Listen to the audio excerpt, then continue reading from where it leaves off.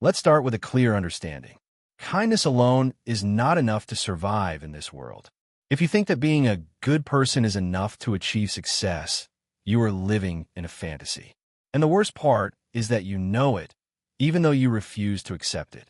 How many times have you felt like others were literally walking all over you? How many times have you done the right thing, but instead of recognition, you received ignorance, or even worse, were used? We were taught that being good is enough, that honesty and nobility are rewarded. But the reality is different. The world does not reward the kind. It rewards those who know how to play their cards right. And this is where Machiavelli comes into play. He understood what most people ignore. Human nature is selfish, fickle, and cruel when necessary. In The Prince, he clearly showed that virtue without cunning is weakness, and kindness without strategy is a trap. Think about those you admire, those who have achieved great things. Do you think they achieved this only with good intentions? No, they succeeded because they knew how to move in the shadows when necessary, because they understood morality is not an obstacle, but a tool. Knowing when to show it and when to hide it is the difference between a player and a pawn. Look around and tell me, how many times have you fallen into this trap? The real problem is not that you are a good person. The problem is that you do not know how to defend yourself and your interests. You naively believe that others play by the same rules as you. But that is a fundamental misconception. The world is full of predators masquerading as friends, opportunists who can sense naivety from a mile away. And you, without realizing it, have been and remain the perfect target for them. Machiavelli offers a revolutionary alternative: wise kindness. It's not about becoming a villain or betraying your principles. It's about deeply understanding that kindness must be accompanied by strategic thinking and an understanding of reality. It is an art, reading people, anticipating their true intentions, knowing exactly when to trust and when it is necessary to hold a strong defense. Remember Machiavelli's famous words about instilling fear rather than love when both cannot be combined? Now look at your choice. Surely you have always chosen the path of love, sought to be accepted, appeared harmless and friendly. But what have you received in return? Certainly not respect or power.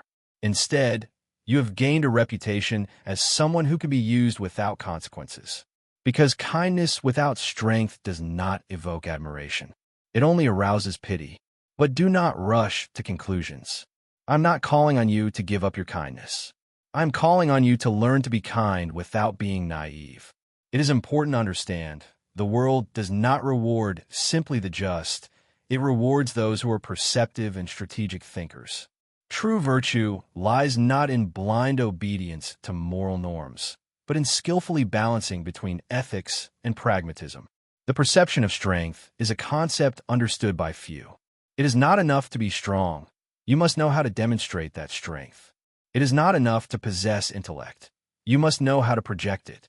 Because in this world, perception of you by others matters more than reality. Reflect on how many times you have seen an incompetent person advance further than a talented one. How a manipulator rises while a noble and hardworking person remains in place. This is not a coincidence. People do not follow the good or the just. They follow those who seem to be in control, who know how to manage their image, who exude authority, who, even without all the answers, act as if they have them. And here many fail. They believe that truth alone is enough, that true competence will speak for itself. But that is not how the world works. The world rewards not those who are right, but those who know how to sell their version of the story. Machiavelli understood this perfectly.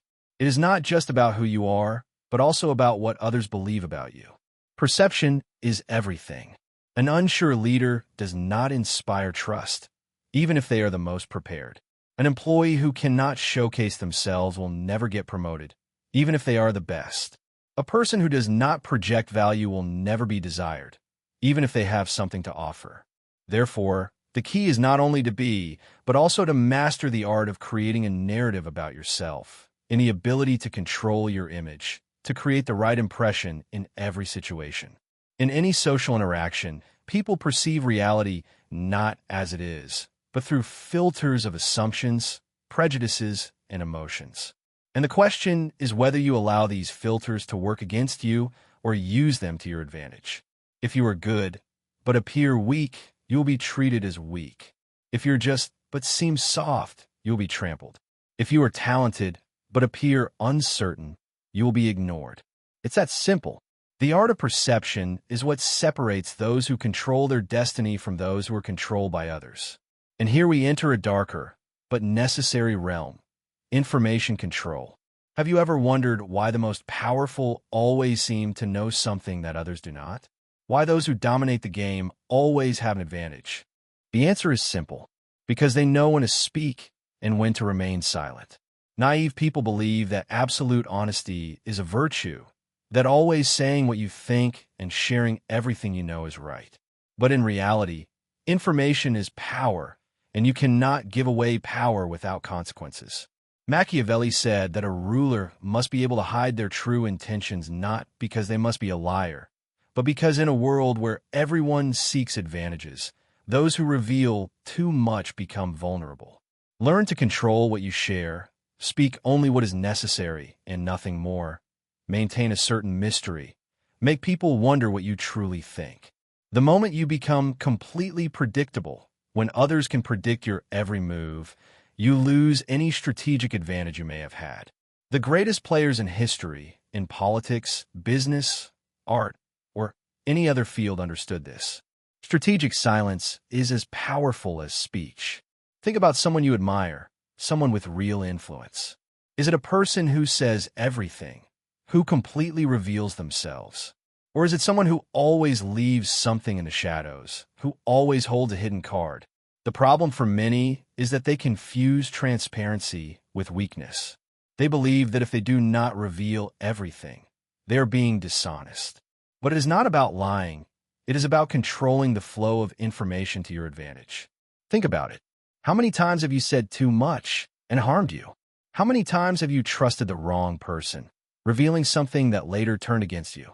How many times have you given explanations that no one asked for, just to justify yourself to people who did not even deserve it? The power is not in speaking more. The power is in knowing when to speak and when to remain silent. And here is the main lesson that almost no one applies. The one who speaks the least, who explains the least, commands the greatest respect. Why? Because silence creates uncertainty. Uncertainty creates curiosity, and curiosity gives power. If you always say what you think without a filter, people will lose interest. If you always explain your actions, people will think you need to justify yourself. But when you only speak when necessary, when you carefully choose your words, when you leave room for interpretation, people truly start paying attention to you. And here is another fundamental aspect: